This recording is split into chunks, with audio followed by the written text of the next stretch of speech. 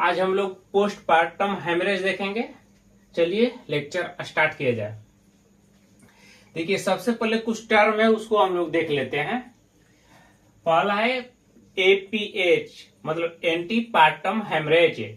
Antepartum मतलब bleeding जो होता है ना, तो बर्थ ऑफ बेबी से पहले होता है, मतलब bleeding prior to birth of the baby. ठीक है, बेबी के डिलीवरी से पहले जो ब्लीडिंग होता है उसको क्या बोलेंगे? Antepartum haemorrhage. दूसरा होता है आईपीएच। आईपीएच मतलब इंट्रापार्टम हेमरेज।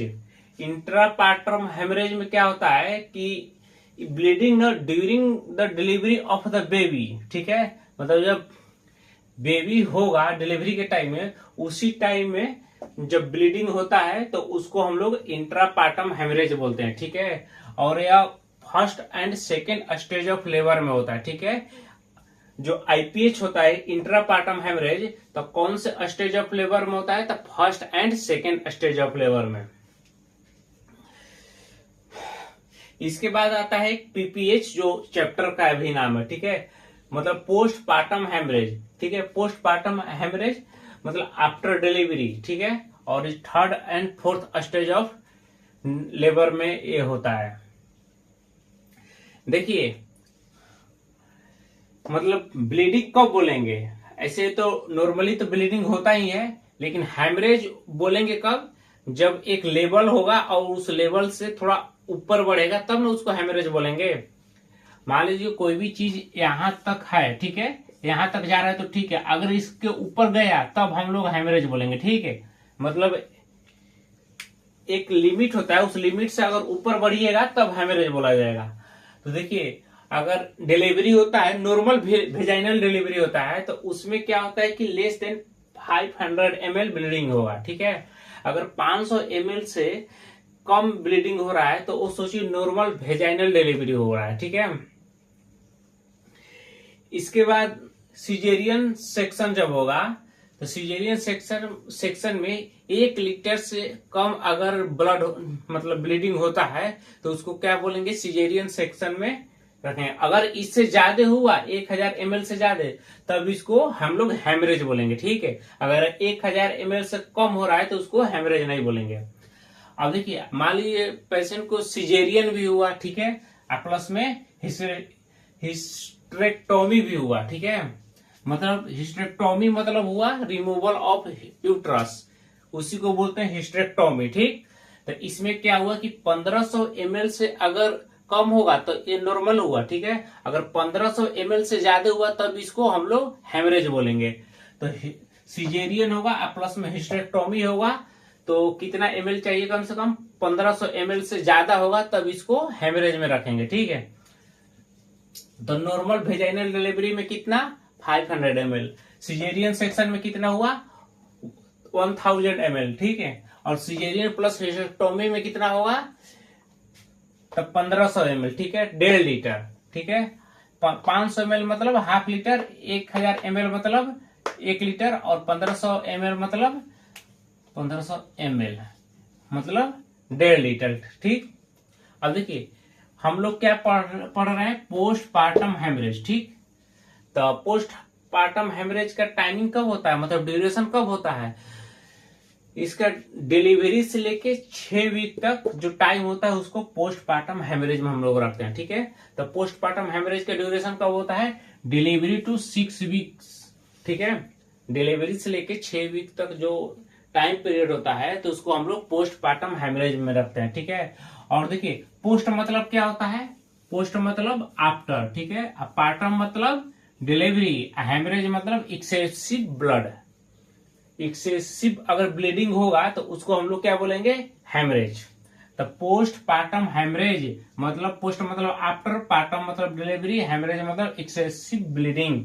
तो आफ्टर डिलीवरी एक्सेसिव ब्लीडिंग जब होता है उसी को हम लोग पोस्टपार्टम हेमरेज बोलेंगे। ठीक है, तो यहां देखिए excessive bleeding flowing delivery till next 6 weeks. ठीक है, कितने वीक्स तक हम लोग होगा? ये 6 वीक तक। तो डिलीवरी से लेके 6 वीक तक जो ब्लीडिंग होता है उसको हम लोग क्या बोलते हैं? Postpartum haemorrhage. देखिए इसके टाइप अकॉर्डिंग टू ड्यूरेशन हम लोग देखते हैं पहले, ठीक है। मान लीजिए सबसे पहले क्या होगा, फीटस डिलीवरी होगा, ठीक है। फीटस का डिलीवरी होगा, फीटस डिलीवरी होगा, उसके बाद क्या होगा, फीटस डिलीवरी के बाद प्लेसेंटा निकलेगा, प्लेसेंटा की डिलीवरी होगा, ठीक है। प्लेसेंटा डिलीवरी हो गया तो उससे लेके 24 आवर्स कंप्लीट होगा, ठीक है। और 24 आवर कंप्लीट होने के से 6 वीक तक, इस सब को हम लोग ड्यूरेशन को एकक में बांट लेते हैं, ठीक है। जैसे फीटस का डिलीवरी हुआ और प्लेसेंटा निकला, तो फीटस की डिलीवरी और प्लेसेंटा के बीच में जो होता है गैप, तो उसको हम लोग थर्ड स्टेज हेमरेज बोलेंगे। क्या बोलेंगे, थर्ड स्टेज हेमरेज। तो कोई आपसे पूछेगा कि थर्ड स्टेज हेमरेज क्या हुआ, तो फीटस डिलीवरी से लेके प्लेसेंटा डिलीवरी तक को हम लोग थर्ड स्टेज डिलीवरी हेमरेज बोलेंगे, ठीक है। अब जब प्लेसेंटा डिलीवरी हो गया तो उसके 24 घंटे तक हम लोग क्या बोलेंगे, ट्रू प्राइमरी हेमरेज, ठीक है। ट्रू प्राइमरी हेमरेज को बोलेंगे प्लेसेंटा डिलीवरी से लेके 24 आवर्स ऑफ डिलीवरी कंप्लीटेड, ठीक है। इसके बाद होता है secondary haemorrhage. Secondary haemorrhage 24 hours के बाद और 6 वीक्स तक ही हम लोग लेते हैं, ठीक है। तो 24 घंटे से लेके 6 वीक्स तक हम लोग को सेकेंडरी हेमरेज में इसको रखते हैं, ठीक। एक बार देख लीजिए, एंटीपार्टम हेमरेज जो होता है एपीएच, तो कब होता है, prior to birth of baby, ठीक। इसके बाद इंट्रापार्टम हेमरेज हुआ, bleeding during the delivery of the baby and first and second stage of the labour. इसके बाद होता है पीपीएच, जो कि after delivery 3 and 4 stage of labour हो गया। इसके बाद normal vaginal delivery less than 5 ml delivery होगा, 500 ml ब्लीडिंग, अगर इससे ज्यादा हुआ तो हम लोग हेमरेज बोलेंगे, ठीक है। और सिजेरियन सेक्शन में 1 लीटर और सिजेरियन प्लस हिस्टेक्टोमी में 1.5 लीटर, ठीक है। और पोस्टपार्टम, पोस्ट मतलब आफ्टर पार्टम मतलब डिलीवरी, हेमरेज मतलब एक्सेसिव ब्लीडिंग, ठीक है। Excessive bleeding flowing delivery till next 6 weeks, मतलब डिलीवरी से लेके 6 वीक तक जो होता है पोस्टपार्टम हेमरेज होता है। टाइप्स देखते हैं अकॉर्डिंग टू ड्यूरेशन, तो डिलीवरी होगा फीटस का, इसके बाद प्लेसेंटा का, इसके बाद 24 घंटा, इसके बाद 6 वीक, ठीक है। तो जब फीटस की डिलीवरी और प्लेसेंटा के बीच को हम लोग थर्ड स्टेज हेमरेज बोलेंगे, और प्लेसेंटा की डिलीवरी से लेके 24 आवर्स कंप्लीटेड जब तक होगा उसको ट्रू प्राइमरी हेमरेज बोलेंगे, और 24 आवर्स कंप्लीटेड से लेके 6 वीक्स तक हम लोग क्या बोलेंगे, सेकेंडरी हेमरेज, ठीक है। अब इसको फिर हम लोग विस्तार से अब देखते हैं, ठीक है। अब आगे हम लोग देखते हैं पोस्टपार्टम हेमरेज को हम लोग 2 भागों में बांटते हैं, ठीक है। पोस्टपार्टम हेमरेज को 2 भागों में बांटते हैं, प्राइमरी हेमरेज और सेकेंडरी हेमरेज, ठीक है। प्राइमरी हेमरेज उसके उसे बोलते हैं haemorrhage from delivery to next 24 hours, ठीक है। मतलब डिलीवरी से लेके 24 आवर्स तक अगर हेमरेज होता है, ब्लीडिंग होता है, तो उसको हम लोग क्या बोलेंगे, प्राइमरी हेमरेज। और सेकेंडरी हेमरेज आफ्टर 24 आवर्स, ठीक है। मतलब 24 घंटे के बाद और 6 वीक्स तक अगर हेमरेज होता है तो उसको सेकेंडरी हेमरेज में रखेंगे, ठीक है।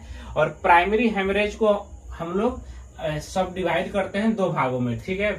थर्ड स्टेज हेमरेज और ट्रू प्राइमरी हेमरेज, ठीक है। अब देखिए थर्ड स्टेज हेमरेज जो होता है, थर्ड स्टेज हेमरेज ये क्या होता है कि haemorrhage before the expulsion of placenta, मतलब जब प्लेसेंटा एक्सपल्सन होता है मतलब निकलता है, उससे पहले अगर हेमरेज होता है तो उसको थर्ड स्टेज हेमरेज बोलेंगे, ठीक है।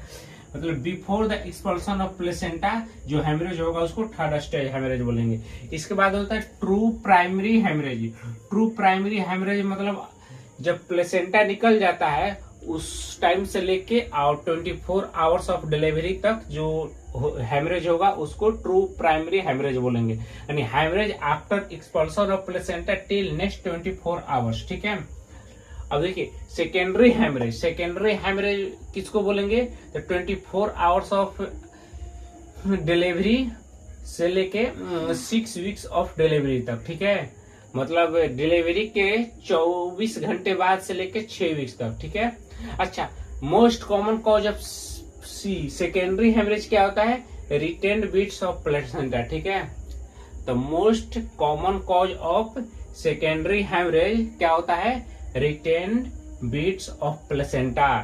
और उसी तरह पूछेगा कि most common cause of primary haemorrhage क्या होता है, तो इस केस में होता है एटोनिक।